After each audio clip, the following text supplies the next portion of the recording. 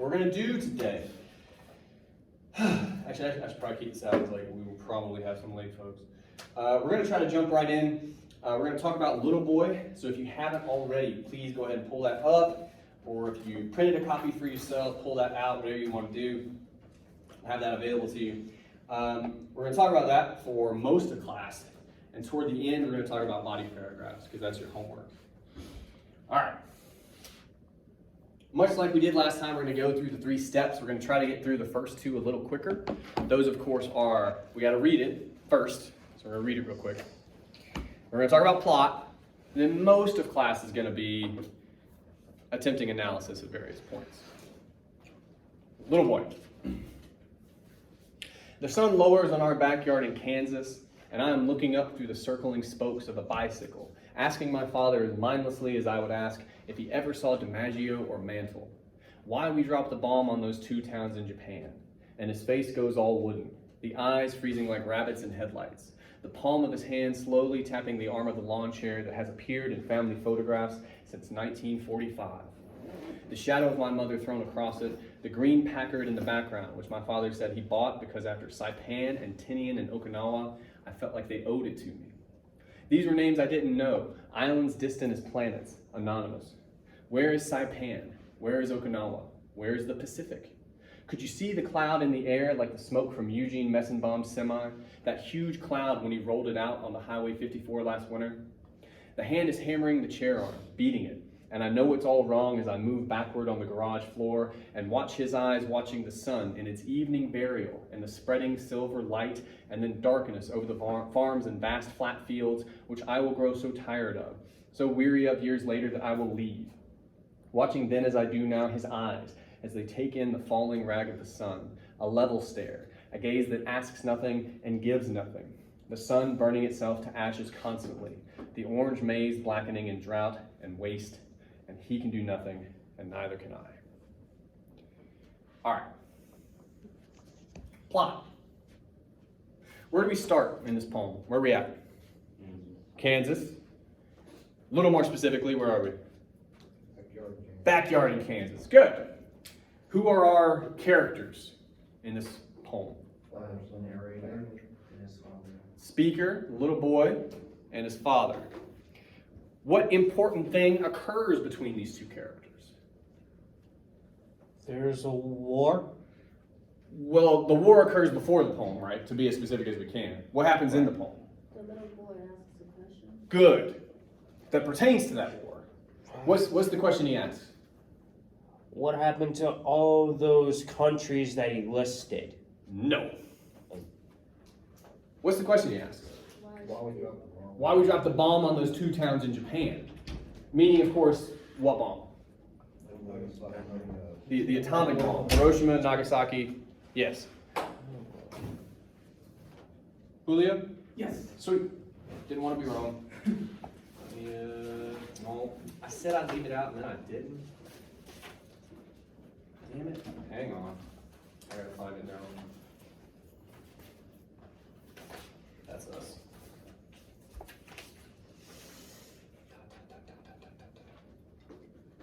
Okay. Anyway, all right, so he asks that question of his father. How does his father react to that question? Agitated. Do what? Almost agitated. Agitated, for sure. He doesn't really, first of all, verbally respond to the question, so he doesn't answer it. But he's tapping the chair, he's staring off. He's incessantly tapping. He's very bothered by the question, right?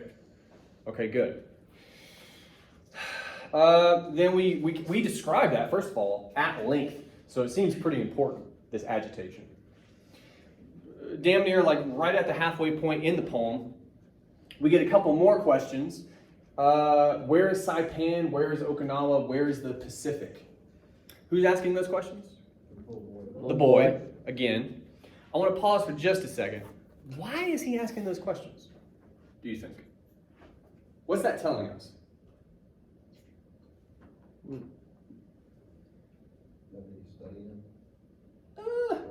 He's thinking about it. He's definitely thinking about it. We don't, for sure.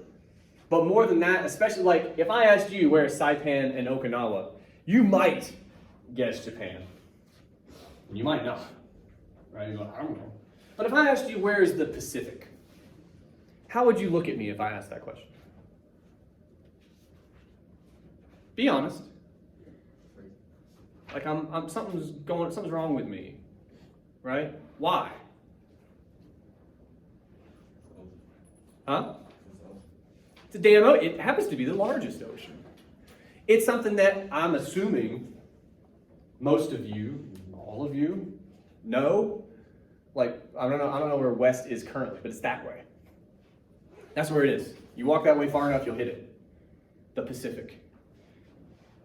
The boy asked this question. Why?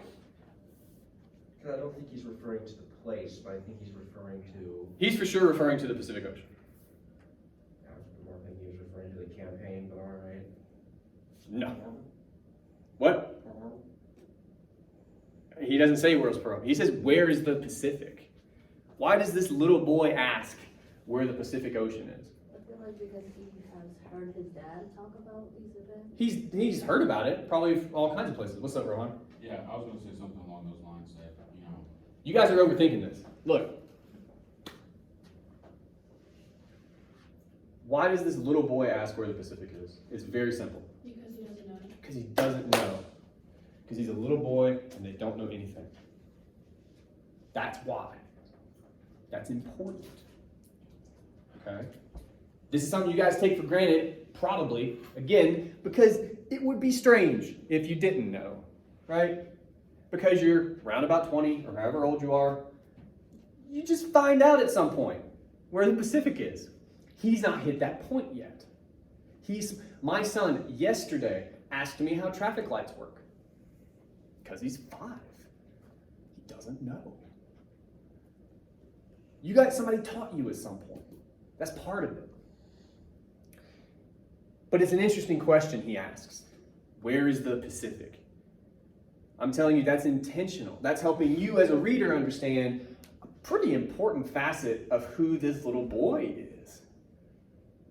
And it seems like it's got something to do with knowledge. Specifically, the knowledge he doesn't have. He doesn't know why we dropped those bombs, okay? But he also doesn't even know where the Pacific Ocean is. And it keeps coming up in the poem. So it seems important, right?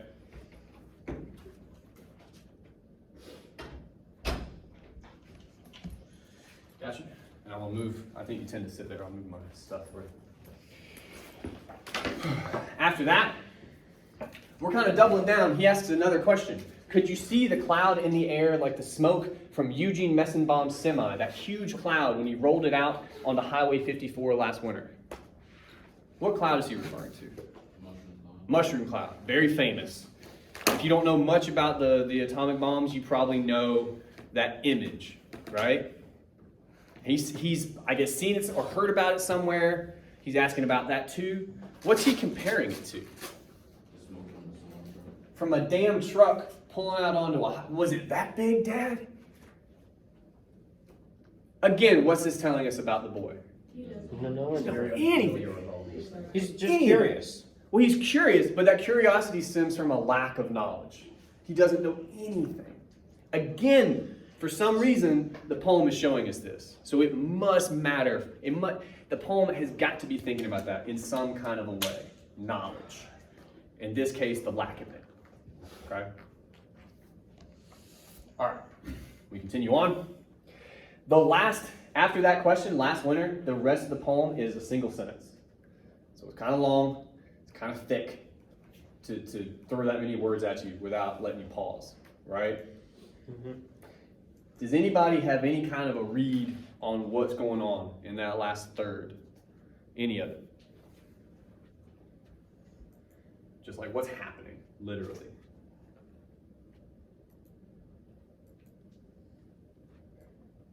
See a couple people shaking their heads. That's all right. That's okay. I'll be honest, when I was writing up my little paper on it last night, You just which veered away from this section. No, actually, I did kind of go into it, but my ideas of what I took from this poem I'm already kind of worried, or, well, you said that it can't be wrong, but my interpretations were not. I say I've never said you can't be wrong. You can totally be wrong.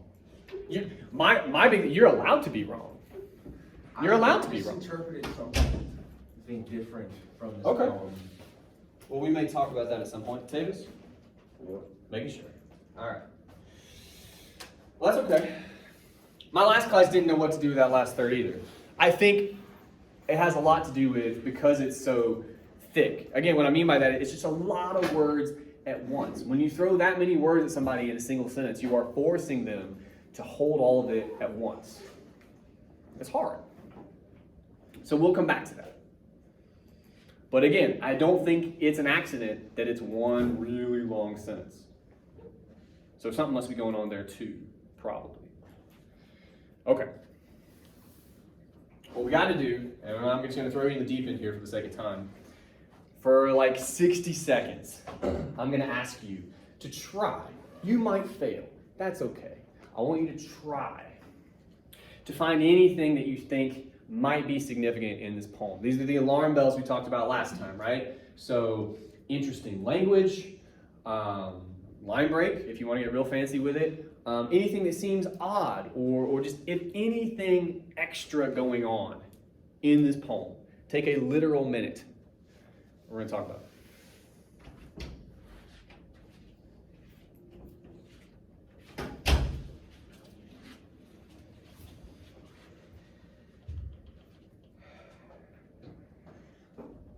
Samantha? Yeah, sweet.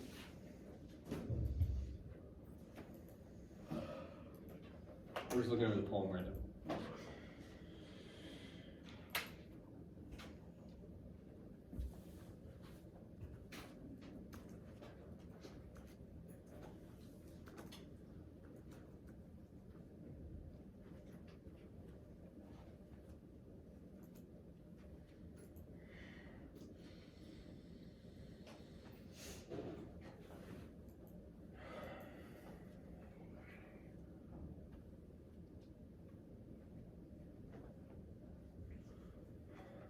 All right.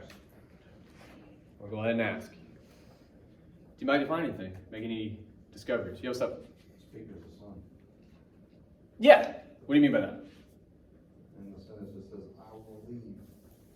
So it starts off not saying I, it just talks about the son and the father, but towards that last, in that last paragraph, it says, I will leave later on.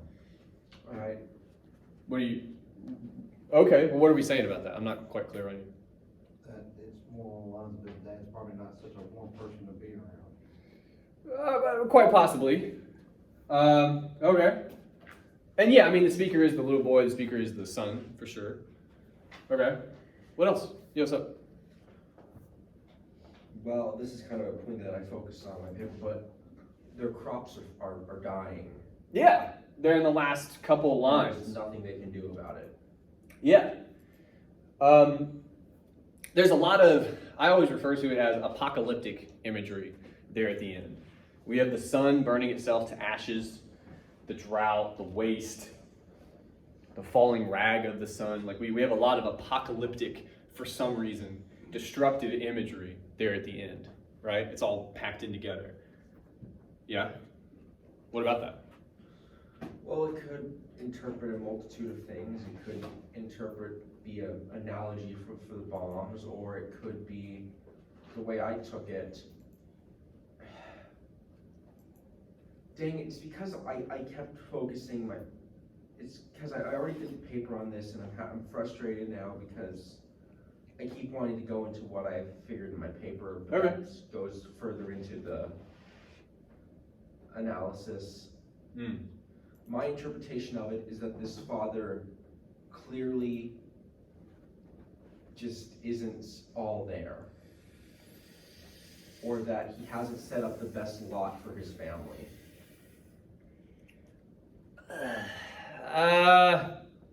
It's hard to say a lot about the dad because he only says one thing in the poem. You got to be careful. It's not just about what he said, it's not what he didn't say. Yeah, well, we're going to talk about that. We're going to talk about that here in a second, actually. But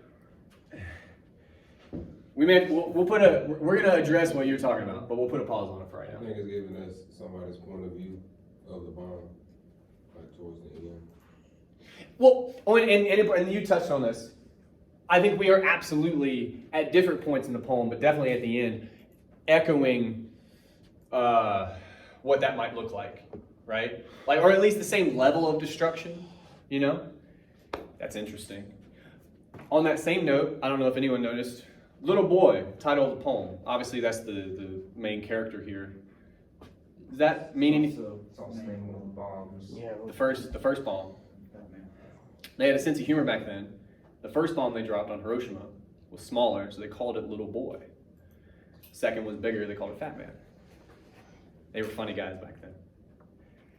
But that seems pretty intentional, right? Given everything that we are referring to this boy according to the name of the first atomic bomb. There's got to be something going on there. And then to end with the same kind of destruction, like, we're tying all that together for some reason. Yeah, what's up? Like the sun burning itself to ashes. Yeah. That could be, What? that sticks out, kind of, it could be like a reference to, obviously, like the nature of the bombs being dropped. And Yeah. also to be pulled to like the drought and how Yeah. it caused, yeah. Yeah. Well, I mean, the sun is a nuclear furnace, right? It works reasonably along the same kind of principles of the atomic bomb, actually.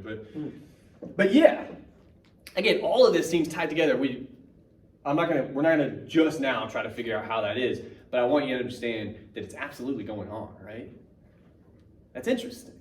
That'd be the kind of thing you write down, like, what the hell is this? Why is all this linked together, you know?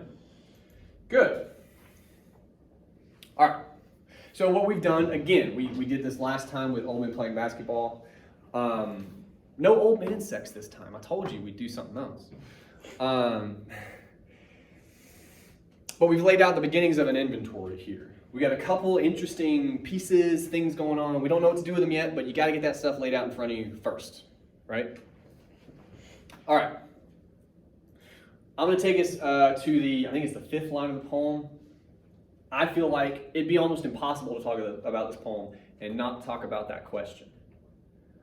Why we dropped the bomb on those 2 towns in Japan? Now the father reacts how he reacts. We've touched on that a little bit, but I want to ask real quick. Why does he react that way, do you think? What is it? He doesn't answer and then he seems upset by it, right? Why do you guys think that is? Well, he wasn't there, but he was. He was in the Pacific Theater, but he Pacific almost Theater. certainly wasn't there. And Like even at the though we know that bombing was a very bad thing, the soldiers who were in it pretty much saw it as a godsend. I mean, it ended the war for them like that. Yeah. And so I think it's maybe a little bit of, I'd say either a bit of, I wouldn't say anger towards his son for asking him that question, like, Yeah. when I was writing my paper, I kept pointing on, he didn't say, you know, what happened with those bombs, he asked specifically why they did it. Yeah. And that is that's a moral question. I'd say it's more complicated than even that, but yeah, that's a big question. What's up? Both the bomb was dropped because of Pearl Harbor. So That's one reason. he might have been at Pearl If this Harbor kid and doesn't knew know that anything about Yeah. Okinawa, doesn't know about, We didn't know any of that. Yeah. he doesn't even know where the Pacific is, I'll get you one second. but he is asking not what these things are, Yeah, but why? but why. And Yeah. that's what I based my paper on. Yeah. I don't want to say it, in the paper, I used the word guilt, but that doesn't make much sense. But like, why this kid is so got it in his headspace about why they did it, Well, despite the fact that he doesn't know it. he doesn't know why. On some level, we can make this a little bit simpler, and then I'll come back to you, and I'll come over here. Keep in mind, the kid doesn't know where the Pacific is. He doesn't know anything. On some level, you can take anything he says more or less at face value. Right. If he's asking why, he legit wants to know why.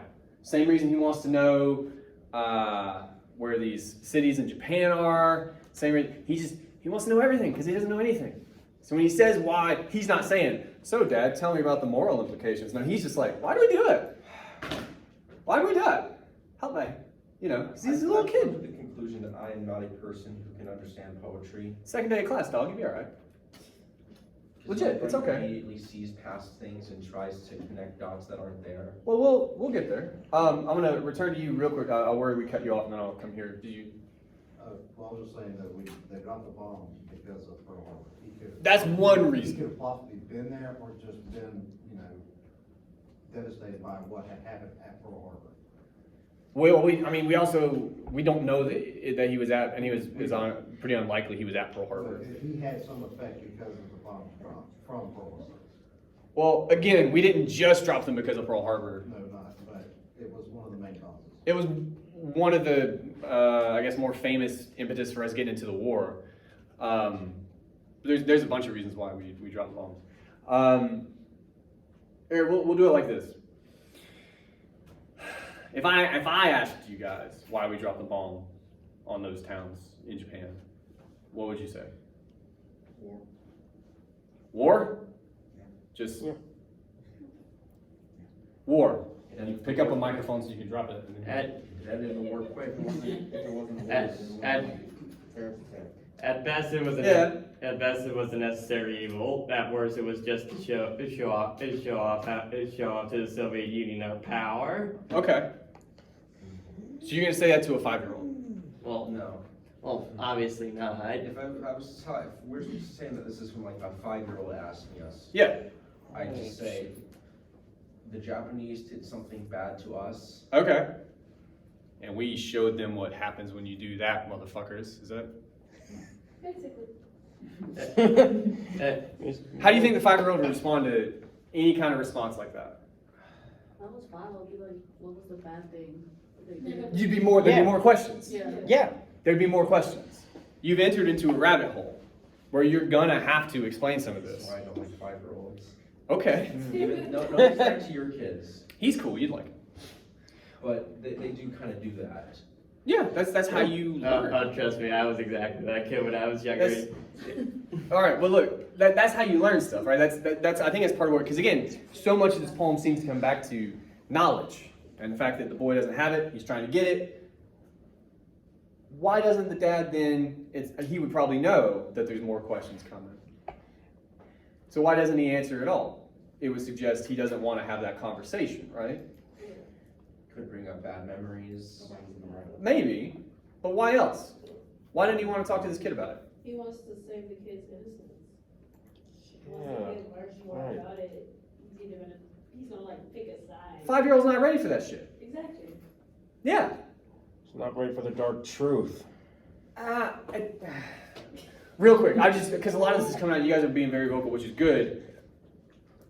I worry sometimes it's not quite as dark as you think. Like, it's super fucking grim, atomic bombs, but they were also training their whole population to attack us with bamboo sticks if we landed there. Like, it's not as easy as maybe you might think it. But anyway, like, there's a lot of historians that suggest it saved lives by dropping the bombs, as crazy as that is. But, yeah, 5-year-old's not ready for that. He's just not. He's not ready for it. So then what is the dad, you could argue, doing by not answering? He's proven to get a longer conversation that the 5-year-old can't handle. Yeah, I was looking for another P word, but that's good. He's protecting him, right? This is an idea that we have. We're back to thinking about narratives and how dads work. They protect you from stuff. Sometimes, probably, you may not have realized this at the time, from knowledge. My son asks me questions all the time. We're like, we'll talk about that later. Years later. You know? You're not ready. Yeah. Hey Dad, what's a super complicated thing you'll find out when you're older? Yeah. Well, and again, we have this idea. So it's also, I think, pretty easy to start making the case. Again, if we're thinking about knowledge in the poem, which we are, sometimes you're not ready for some knowledge. And it seems like the father in this case recognizes that and just, again, clearly agitated, and we're going to cover that, But before we can do that, we got to acknowledge, I think he's protecting his son here. You're not ready for that conversation, that rabbit hole. Okay. The agitation then, in part it could be due to his service. He mentions the sites of those battles. He was clearly at those battles. Most famously, Marines fought and died at those places, also some Navy. So it's likely he was in one of those branches, something like that. But it was some legit like jungle fighting and caves and all kinds of really hardcore shit. So he probably saw some things there. But his son doesn't really ask him about that stuff, right? The question is, why we dropped those bombs. Maybe he himself doesn't truly know why. That could be number one, and that's kind of loaded, but we'll put that on our shelf. I think that could be part of it. Number two, because we're still thinking about that agitation, right? He's clearly bothered. Think about it this way. Why might this dad, who's trying, I think pretty clearly on some level, to protect his son from this knowledge, why might he be bothered? How does his son already know about it? Good. Clearly the dad hasn't told him, right? How does his son know about it, do you think? School, School. news, the whole world. Like, it happened in 1945. Clearly this is only a couple years after the fact. It was kind of a big deal, right? I mean, it was the first time where it was basically like we dropped one thing and then the city was just, there's Sure. no more city. So the son just found out about it in the same way that all of us do. It's just in the world. But again, if we're thinking about knowledge, now we've said clearly there are times when your parents, specifically a dad here, do their best to protect you from some knowledge, right? That's part of their gig. But now, in the same question, we've said, that doesn't really seem doable, right? You can't keep the world from your kids. They're gonna find out. They're gonna learn things. He knows about the bombs and towns in Japan. He might not know where that is, but he's already heard a lot. He knows about the mushroom cloud, you find out at the end of the poem, right? His dad has not told him any of those things, doesn't want him to know those things, and yet he does. Well, that's kind of interesting, that one of the dad's main jobs is to protect his son, and in this particular case, it seems like he can't, really, for some reason. So we're gonna file that away, but that seems very important. So much of the poem comes down to knowledge, and right here at the top it's suggesting that the father can't do one of his primary responsibilities, right? To keep his son from that stuff. Okay? So we talked about the Pacific thing, we talked about the cloud, and again, all of this is just accentuating, just announcing the fact that the boy doesn't know anything, okay? I want to dive into that last third. I'll read it for you real quick. The hand, this is his father's hand, is hammering the chair arm, beating it. And I know it's all wrong as I move backward on the garage floor and watch his eyes watching the sun in its evening burial and the spreading silver light and then darkness over the farms and vast flat fields, which I will grow so tired of, so weary of years later that I will leave. Watching then as I do now his eyes as they take in the falling rag of the sun, a level stare, a gaze that asks nothing and gives nothing, the sun burning itself to ashes constantly, the orange maize blackening in drought and waste, and he can do nothing, and neither can I. Now, I think the first couple lines we can actually sort out pretty easily in this section. First couple lines, what's going on? His dad's beating him in the chair. His dad is still doing that, okay? What's the son do? He's disturbed by it. He recognizes that his dad is upset, correct? Seems frightened by it, backs up. He did not know, thinking about knowledge, he did not know his father would be upset by the question. Had no idea. But he's learned that, right? And it frightens him in this moment. It's kind of interesting. You can be frightened by knowledge. Okay? After that, it gets a little weird. But we gotta muck through that a little bit. He's watching his dad's eyes, watching the sun. So now we go to the sun in the sky. In its evening burial. What the hell is that? Sunset. Beautiful. Sunset. Evening burial. The sun is dying. That's not sunset. It's pretty dark. And the spreading silver light and then darkness over the farms. We call that night where I'm from, but you know. Again, the tone here. We're describing very simple things, but it's for some reason presented in a certain kind of a way, right? It's all death and destruction. The vast flat fields, which I, the son, will grow so tired of, so weary of years later that I will leave. Now this is interesting. What's he telling us here? They will leave. We use the future tense. How old is the speaker in this poem? Do you think? Maybe 10, 20. That's how old the character is.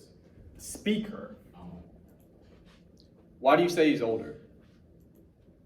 He's already gone future tense. Do I know? He's already gone to the future, or He- present tense. He tells us, you only find out here that the bulk of the poem is a memory. He's looking back, right? Right. And he knows now probably all the answers to those questions, right? But he's looking back before he did. And he's remembering a time when he asked his dad, he didn't know, a pretty loaded question. And he remembers his dad's response, and he's thinking back on that, right? Now it's pretty easy to assume, since he's older, and it's hard to say how much older, but he's old enough again to like at least 20, if not 30, 40, whatever, you know, older. But he's gained a lot of knowledge. Fair? Okay. Well then, might whatever knowledge he's gained be reflected then in his perspective? You see what I'm saying?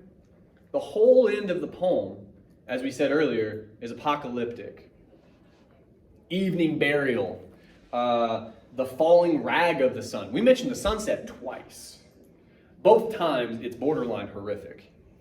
Falling rag of the sun.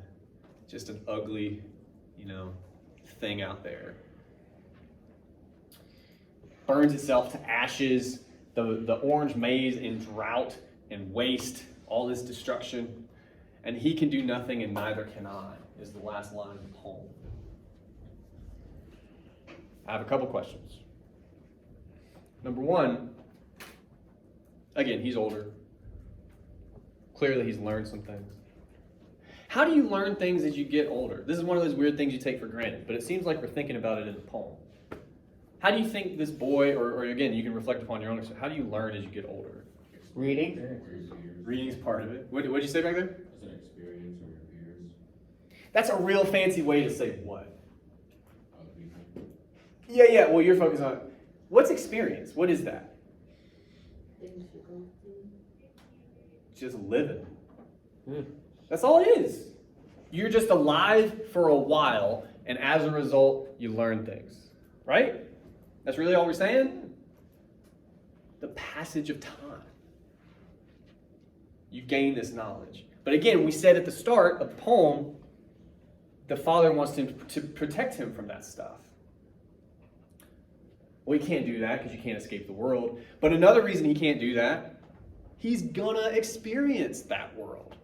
Just because that's how it works. You cannot stop time and life. It just occurs. That's interesting. Especially given the last line of the poem. He, meaning the father, can do nothing, and neither can I. We've been talking a lot about how the father can't keep this knowledge from his son. That seems to be reflected in the last line, right? What else can't they do anything about? Their crops. The drought and the waste. Yeah. What else? Gaining that knowledge. That knowledge. Okay. What else?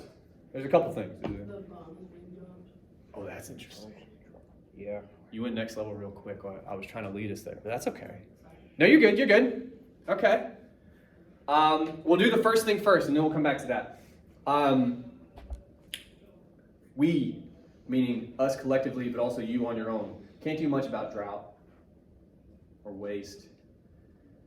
The sun's going to blow up in about 1 billion years. Can't do much about that. You want to not be in the neighborhood, but we won't. Coincidentally, you can't do much about that either. We're powerless in the face of a lot, right? And again, we take this for granted, but it seems important to the speaker here.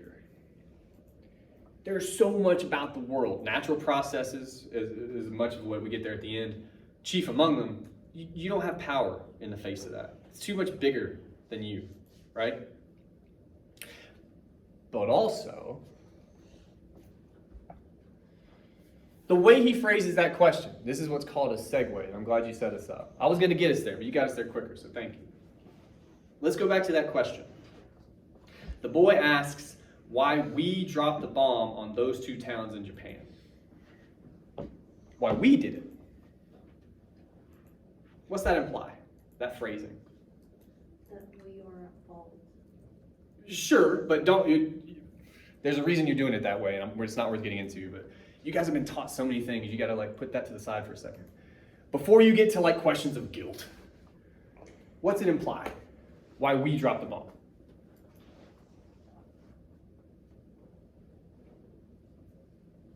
Did we drop the bomb? Who did? The military. Sure. So the whole military got up one day and were like, what do you guys think?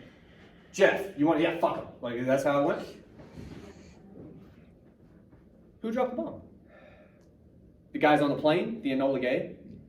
Which, by the way, named after the guy's mother. I bet he didn't know it'd be famous for that. Sorry, Mom. Did he make the call? The pilot? The president. Fucking, yeah. It's not a lot of we in, the president. I mean, look, I know we vote for him. But at no point in his, different speeches, and I will bomb the shit out of all those people, that doesn't really come up. We're not voting on that stuff. When the boy asks about we, what place in life is he in? We've said this a bunch of different times today. He's young and, what'd you say? He's young and innocent. He doesn't know. Right. What doesn't he know if he's saying we? Could you argue? What? That it wasn't actually us, it was the president. That it's, That's not his fault. He doesn't understand that, no, we didn't make the call, it was somebody else. Yeah. They did, You- everyone did it. that's one more thing he doesn't know that he's going to have to learn. How might that tie into the last line of the poem? He can do nothing and neither can I. This is what you said earlier, but now we're getting there. They can't do anything about the bomb.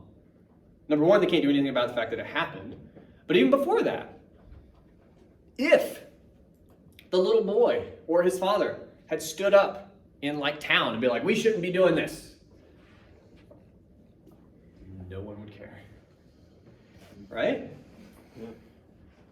Yeah. So again, but in a very different way, we're talking about power. Who has it and when, and more importantly, all the places and times that you don't.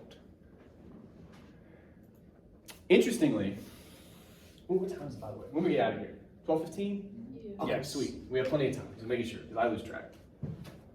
The boy says, why we dropped the bomb on those 2 towns. The only thing the father says in the entire poem, it's halfway down, they're talking about the car that he got after Saipan, Tinian, Okinawa. The father says, I felt like they owed it to me. They. The government that pays them. There's no we here. That's they. And of course, the father knows things that the boy doesn't. You could argue it's reflected in his speech. That's really interesting. Now I'm going to ask a question. We keep talking about knowledge. The boy doesn't have it. He seems to get it by the end because he indicates the passage of time. He's looking back. Well, that means he's learned something. What do you think he's learned? What knowledge has he acquired in this poem? You have no control over other people's actions. What'd you say? No control over other people's actions. Yeah. I think we could expand that out a little bit. What else has he learned about control or power? This boy who's now grown up. You can't control them. Can't control the government. Okay. What else? Can't control what? Drought. The drought and the sun and waste and all that stuff. He can't control the spread of knowledge. What do you mean by that? I agree, but what do you mean by that? Well, I don't want to go into any of it because I only want to take what the poem gives us. You're allowed to be wrong, dog. It's all good. But, you know, even though he never mentions that he has kids at this age, you know, if he has kids one day, Okay. you're not going to be able to stop them from learning all this same stuff and possibly asking him the same questions he asked his father. It's suggesting that of all fathers, right? I mean, again, all on its own, that's an interesting idea because we talked about this really early in our discussion. Fathers are supposed to protect you, right? From all kinds of things. That's part of the job. But here in this poem, we're saying, yeah, but that's an impossible task. You can't do that. Well, that sucks. Now, there's a why there that you'd have to talk about in a paper, but that's the start to an argument. To say that dads are supposed to do this, but they can't do that. No one can. He's learned all that stuff. That's how you get the last line. He can do nothing and neither can I. It gets applied to all of that, right? That seems to be what knowledge is in this poem, is the admission of your own powerlessness or something? Is that what adult life is just admitting you don't control shit? Yeah. I happen to think so too, actually. I control so little. I don't even control my own house. I refer to my wife as the boss. Like, we'll be out somewhere with like relatives who are like, hey, do you want to, I gotta check with the boss. I'm not in control. I control the lawn and several other things, but those are like, they'll just get a guy if I'm out of commission. It's not really, yeah. You don't have a say. But when you're a kid, you think your parents control everything, right? They decide what you're having for dinner. All the kinds of things you don't understand, but they're in control of all of it. So no, actually, as it turns out. You were just innocent. You just didn't know. So let's talk about that. To begin with, I mentioned a segue. We're going to take a quick sidebar into body paragraph land, which is a terrible place to be for most of you, and I understand that. But that's kind of what the class is. I talk about them like this.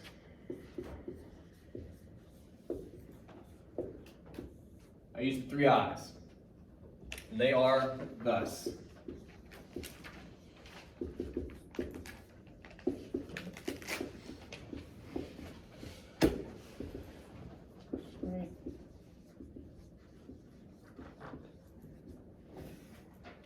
Identify, illustrate, interpret.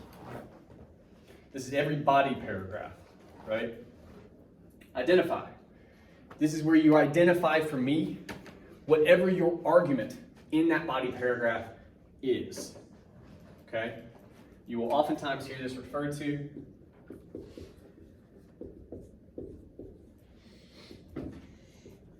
as a topic sentence. Okay? Now, if your topic sentence, you guys are used to thinking of it, is meant to sum up your body paragraph, right? If it's meant to do that, and your body paragraph is meant to make an argument, then your topic sentence should do what? Huh? What did he say? Okay, I'll use that. Yeah, it should be argumentative. You'd be surprised. Should be more than summary. Should be, I'm proving this, whatever that is. Very first sentence, every body paragraph. Illustrate. This is where, I can't talk and write. This is where you point explicitly to something from the text that's going to help you prove your argument, whatever that might be, right? So in this case, we're talking about poems. Our evidence is probably going to be what?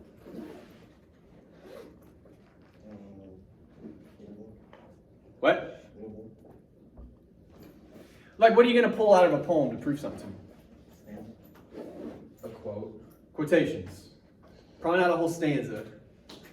A couple lines. Or even a phrase, or some language, or a line break. All the kinds of like details we've talked about in class. You pull that. Because you're going to point to it, you're going to put your finger on it for me in your paper. Like, look at this. So that in the next part, your analysis, that's where you explain to me how this evidence proves whatever it is you gave me at the top of the paragraph. This is where your work happens. This is also where your grade, for the most part, happens. This part, right? It's also, for most people, the most difficult part, but that's okay. We'll work on that. All right. So, what I want to try to do, and we have plenty of time to do it, get excited about that. We're going to build, to the best of our ability, a little bit of a skeleton of a body paragraph. I guess I'll actually have to pull it. Is it you cool with me erasing this? Everybody got it? Who wants it? Yeah.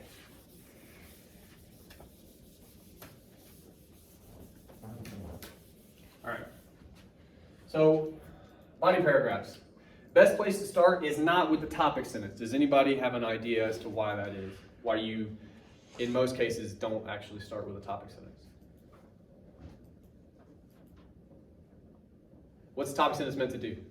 Explain like the main frame of the whole entire paragraph. Good. Why wouldn't you start with that? Because you can't explain the paragraph if you don't know what it is yet. Paragraph doesn't exist. Thank you. This is one of the things you guys were taught that's really fucking backwards. You're taught to start with a thesis for a paper that doesn't exist. You're taught to start with a topic sentence before you have even conceived of a body paragraph.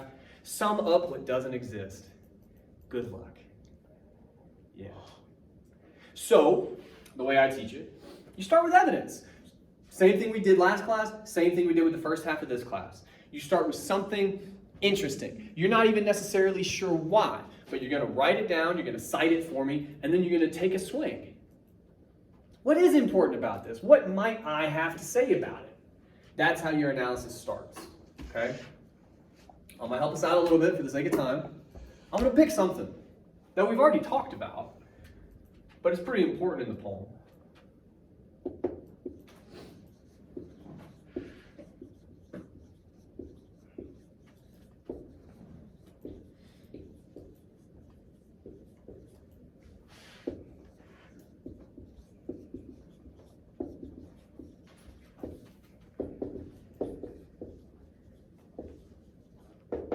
All right.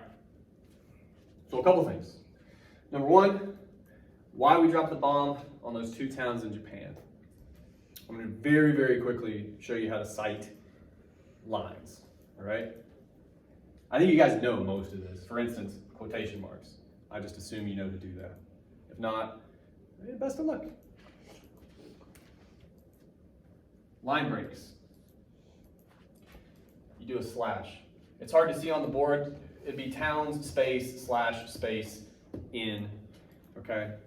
But you do that, again, because first of all, there just are line breaks in the poem. But secondly, think back to last class. Sometimes line breaks really matter. Army fatigues, and house shoes, like we talked about that break. Do they still make love, line break to their wives, right? So you have to highlight where line breaks occur, because you may use them in your analysis. The other thing you want to do, of course, and I assume you know some of this, when it comes to a parenthetical, what goes here? I know you know one part. Last name. Fairchild. And in the case of poems, line numbers. This is 5 and 6. And then you do a period. Yeah. That's how that works. Okay?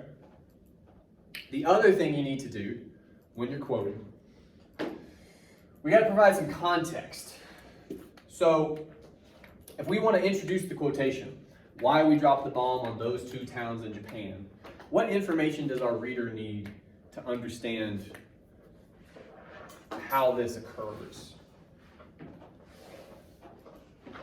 Like, how does this happen in the poem, is the best way I can think to put it.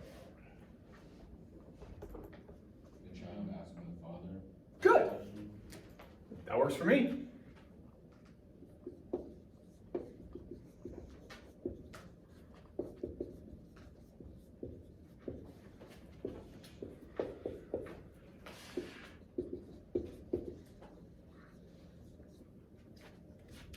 That just means it's the title of the poem too. Anyway, the little boy asks his father, all that.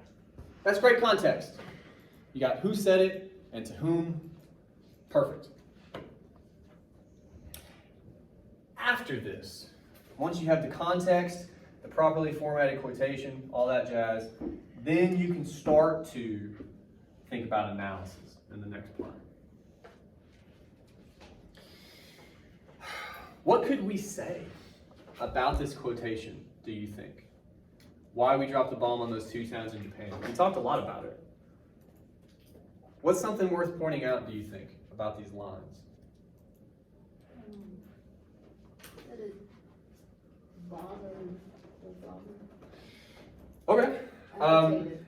What's up? Agitated, not bothered, but agitated. That's fine too. I got you in 1 second, Rohan. Just to be clear, that's not quite analysis yet, but that could be important context too, that can get us to analysis. So, the father is perturbed. I'm curious what that might mean. What do you have back there, sir? The use of the word we. Good. We also talked about this. You want to talk to me about diction? The fact that the boy says we, okay? We're going to talk about that in a second. Is there anything else you guys notice? We're just setting up a menu here of possible things we could analyze. Anything else? Whether it's diction, which is just choice of language, line breaks, anything at all you notice. Okay. Let's talk about these real quick. There's at least one more I see, but we'll get there in a minute. Talk to you about the first one. Because look, just to be clear, if all you did is set this up, which first of all, I'd be jazzed if you set it up that well. I'd be very happy. But then you followed it up with, the father is perturbed. Why would I be unhappy about that? Yeah, that's a pretty small, pretty short analysis. Well, is it analysis? No. No, not Good. really. It's kind of just stating a fact. It's summary. But again, it's the start to analysis. Why does it matter that the father is upset? We can actually make it, we should go to square one. Why is he upset? The child knows about it already. Okay. The father is perturbed because, I'm making notes. I'm really bad at making notes. Because of knowledge that the son has. Now we set ourselves up because now we have to answer a why question. What's the why question we have to answer here? We said the father is perturbed because his son has this knowledge. Do what? Why is that upsetting? Yeah. Why does it upset him? Do you? Doesn't need to know it yet. Why? He's too young. Okay, cool. So like, all of a sudden, when you set yourself up like that, it's almost like a diving board. And you can launch into all kinds of. Son is too young for this kind of knowledge. Not just according to us, but importantly according to what's up? Understand the knowledge. I'm sorry, I would cut you off. Understand the knowledge that he's asking about. He's too young to understand. Okay, good. Is too young. Ugh. So in terms of understanding, for sure. And again, I was trying to make the case real quick, or the point. He's too young according to the Father, right?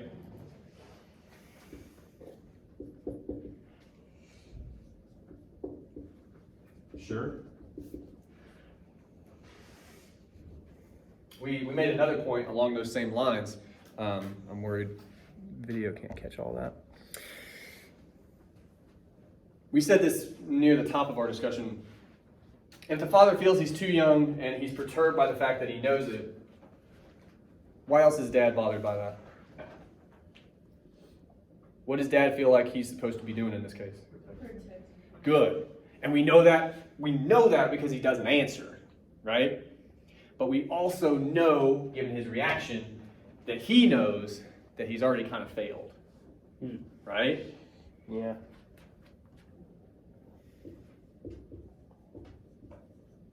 Ooh, I can't.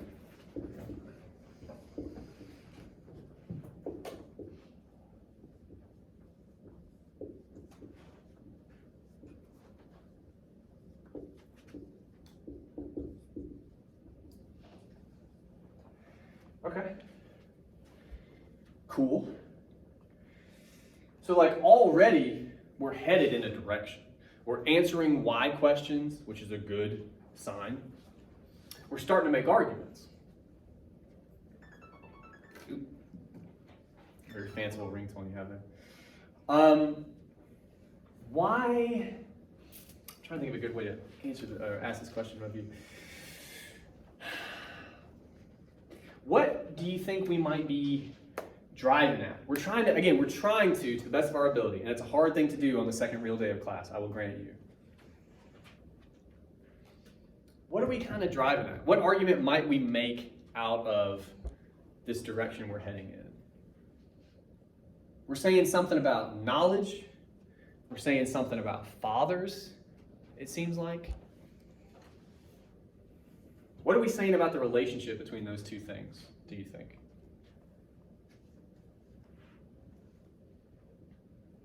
It's okay if you're not sure. I wanted to try it. A big question like that is what you're always aiming for in terms of a topic sentence. Okay? If we stayed on this long enough, and we just don't have time, frankly, I think we would get there. That's where we're headed, right?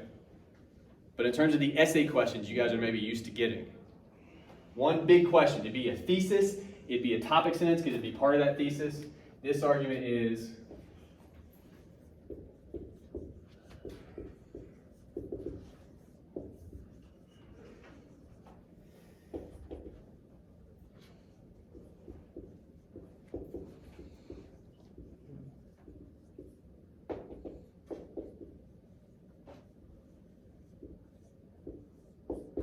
be this, okay? Honest to God, that might guide an entire paper, but you'd have to start answering it in this paragraph. I want to, though, wheel around real quick to the other option we had. What did we say about we? I kind of made the point, but you guys at least seem to agree. Why we dropped the bomb on those 2 towns in Japan? What's the deal with we? Yes, sir. It shows a lack of knowledge. Why or how? Like, how do you know that?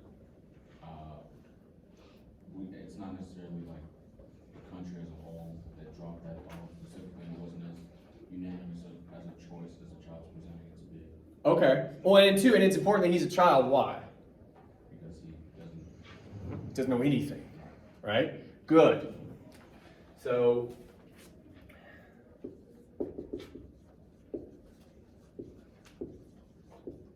given the boy's ignorance, I'm gonna actually say general ignorance, because again, he just, in the poem, it makes the point several times.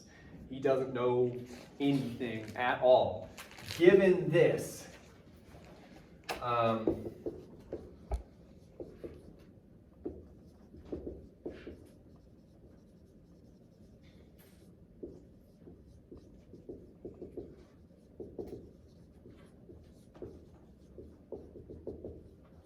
you guys in the back, it calls this communal decision into question, right? That's a kind of fancy way of saying the boy seems to indicate why we did it. USA, like we all decided, right? But due to his ignorance, which is kind of a not nice way to say innocence, we know he's probably wrong, because he's probably wrong about everything. That's how it works. Okay. We also know, and we could bring in another piece of evidence if we wanted to, the father later says the father, not nearly as innocent, not nearly as ignorant as his son. He's more experienced. The father seems to know that it's not the case either, right? Okay. This presents a related, but a slightly different question. What doesn't the son know here? I keep saying he doesn't know anything. That's true. But I think in this particular case, the son doesn't know something important. And you could even maybe argue that the dad doesn't want to explain that to him either here. What doesn't the son know when he says we? Yeah. Whose hands power is in, like his access to power, or like the common man. And it's, to put it nicely, limited. Right. He doesn't know that. He thinks, as indicated by his speech, you could argue, he thinks we all have a hand in it, as you said. His father knows that's not the case, and you could argue that's another thing he's protecting his son from, for some reason, right? Yeah.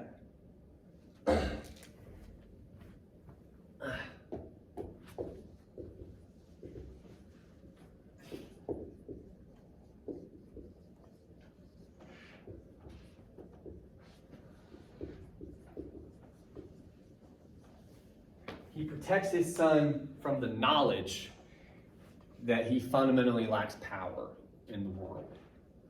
Not just the son, but the father too, right? Because again, think back when you were a kid, your parents, they're basically superheroes. He's protecting him from that realization as well, right? Why? Why do you think he does? Why don't you just tell him? Actually, man, like I was in the Army for a while and it was pretty wild, but like I work at a hardware store now. I'm not in charge. Why protect the little boy from that knowledge, do you think? I feel like even if he did tell his man, the little boy, he's just a little boy, he still won't understand. So again, on the one hand, it's a question of understanding. Okay, well it seems like then these two lines of questioning are linked all of a sudden. That's interesting. Why else, do you think? He doesn't know what his son's gonna grow up to be. I mean, yeah, but I mean, it's likely.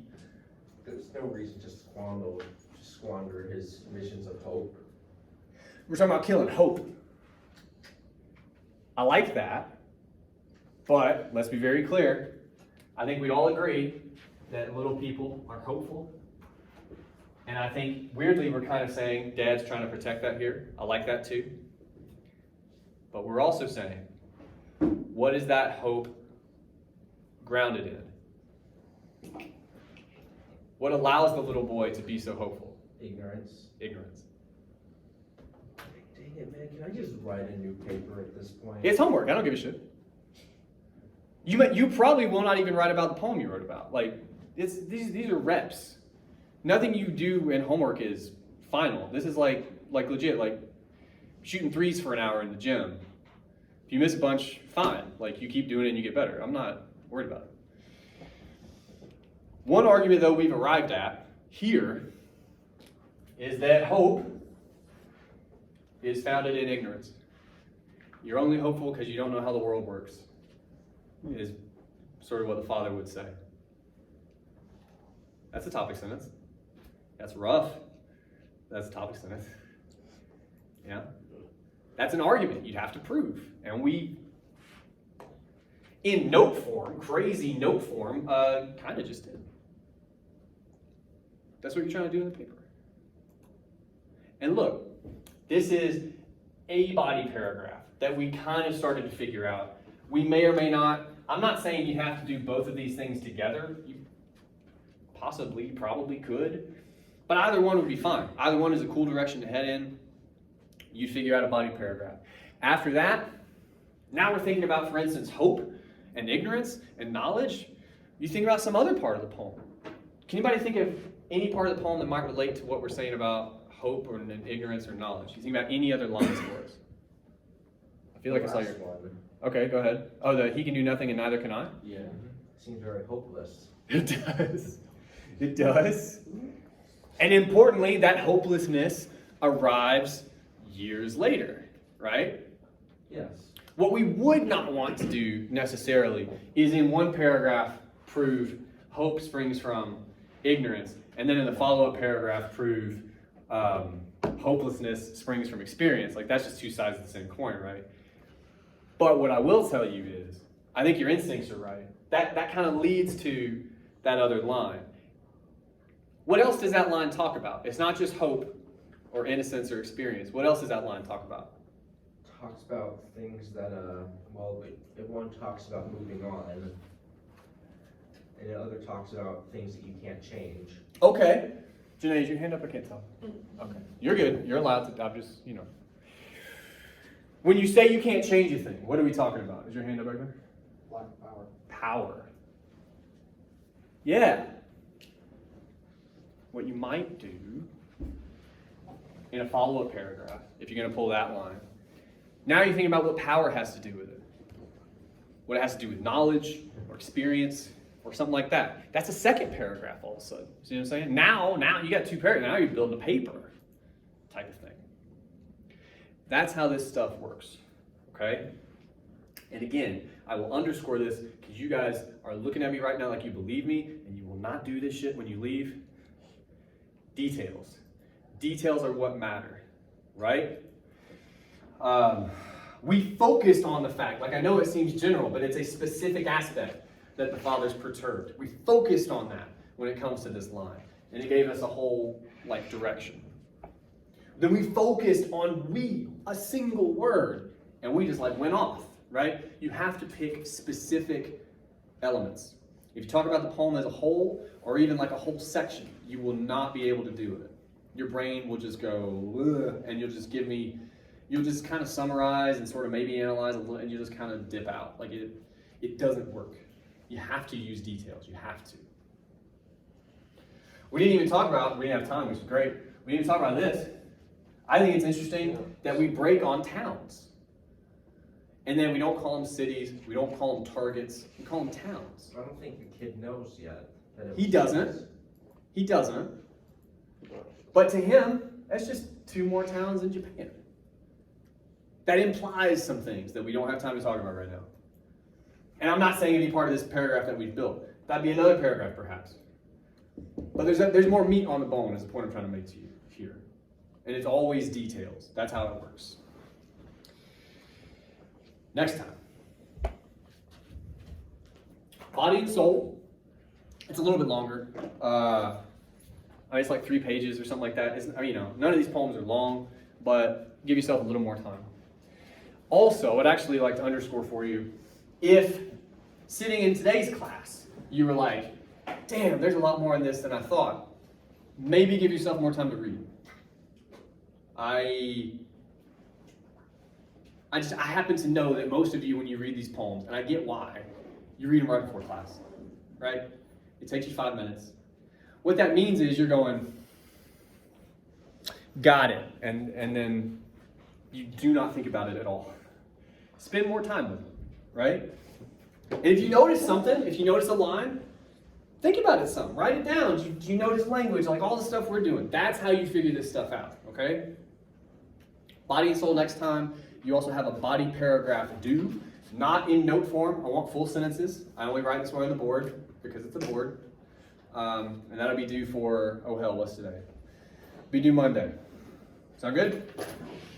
All right. Thank you guys. See you then.